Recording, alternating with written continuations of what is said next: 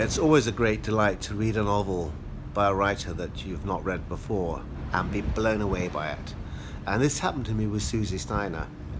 I think her writing is fascinating, and I think this lady is going to go right to the very top. So listen carefully to what she has to say. Stay in contact with the work daily, which isn't the same as writing every day, but I had the experience of trying to write a novel while working full-time at The Guardian, and it took me 10 years because you're always reading in to catch up.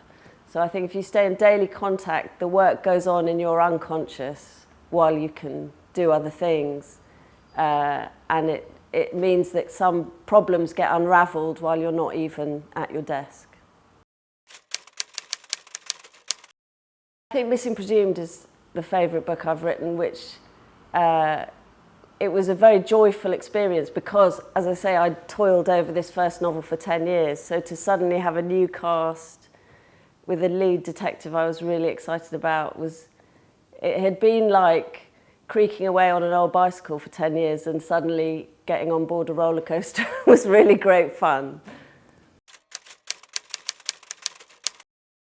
I write in my attic.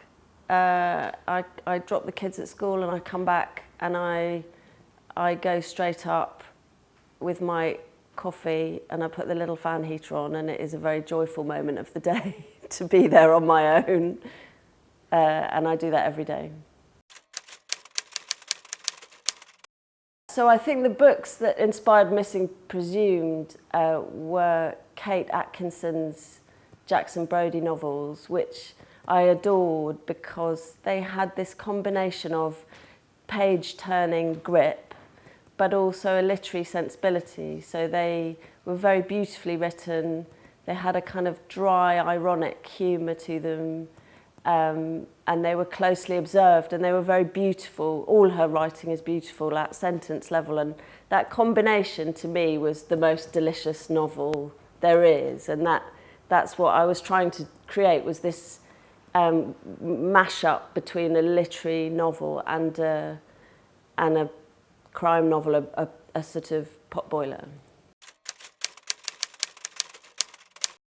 I watch a lot of television, but I don't feel guilty about it. So I don't think it's a guilty pleasure. I think actually television is very helpful to writing. It informs things like pace and scene setting, and I learn a lot from television. And I think a lot of novels are informed by television, that feeling of pace and scenes changing quickly and handoffs. Television does those things very well. No, I don't have any rituals, but I have a routine.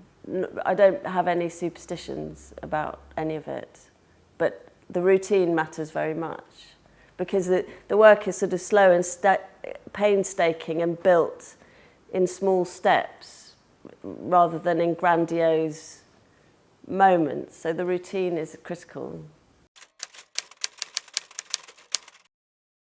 Yes, always. Although I never thought it was possible, really. It was always seemed too much of a glamorous dream.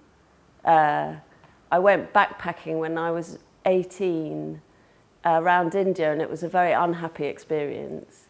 And I remember I read on that trip lots of Victorian novels. I read things like Portrait of a Lady and Anna Karenina and Villette, and they were all largely about women finding their place in the world, and they felt incredibly close to me and current and important and not at all distant or difficult or from another time, and I felt very passionately about them. So that's where it sort of began.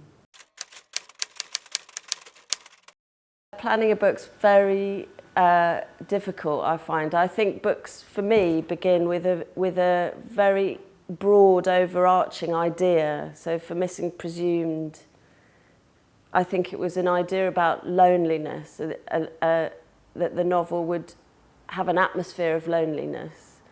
And then with its sequel, Persons Unknown, I think I read a lot of news. I read newspapers quite avidly, and I was thinking about the super rich, the 1%, and how much they get away with. And so that was a sort of broad idea.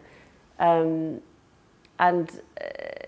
know, from this kind of ether comes something more concrete. Well, that's what has to happen, and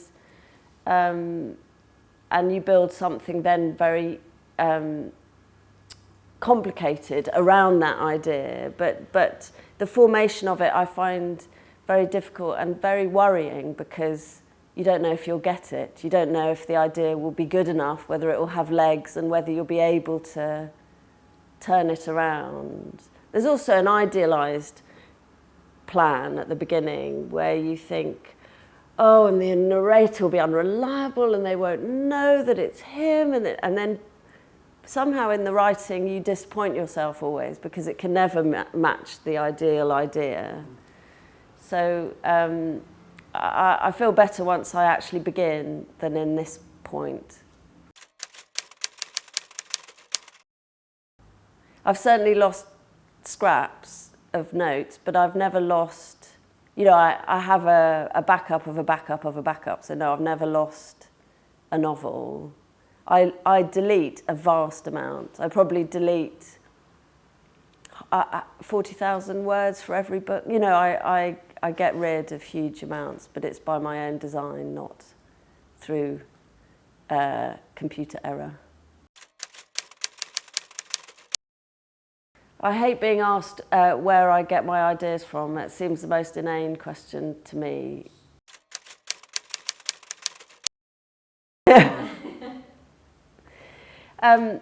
Ideas are absolutely everywhere. They're cheap as anything. Ideas that can form into something much more complex and hold up a huge structure, those are very rare, and they require building. You know, I don't think people ask architects where their houses come from. You know, a novel is a construction. It's not plucked from the air. It doesn't come to you. It's a force of work. And yeah, you can have 20 ideas a day, but none of them will survive into next week. Thank you very much, Susie Steiner, for sharing your insights with us, and a personal thank you to you for giving me one of my favorite reads of last year.